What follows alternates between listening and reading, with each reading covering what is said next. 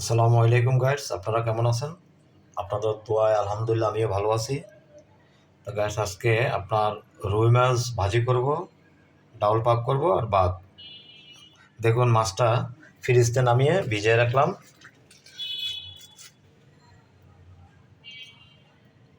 তো দেখতে থাকুন গাইস। আজকে পাক করব চাল কুমড়া দিয়ে, রুই মাছ দিয়ে। তো চাল কুমড়াটা ফ্রিজেতে বাইর করতেছি। দেখুন,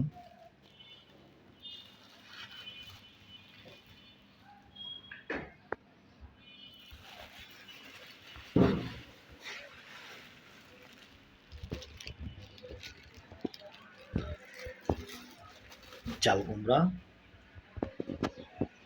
আমি ডাউল চুলা বসাইছিলাম। দেখুন ডাউলটা, তারপরে চাল কুমড়া বসাইলাম। চাল কুমড়াটারে একটু হালকা হলুদ দিয়ে, লবণ দিয়ে ভাজি করব। তারপরে আপনার রুই মাছ দিয়ে এটা পাক করব।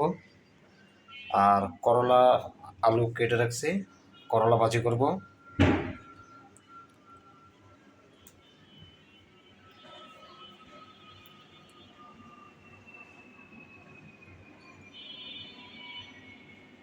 গাইস, আমার একটা ডিকশনারি আছে।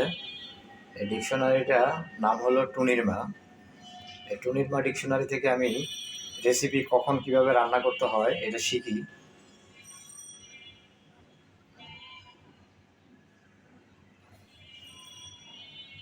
আমার মাছ ভাজি হয়ে গেছে।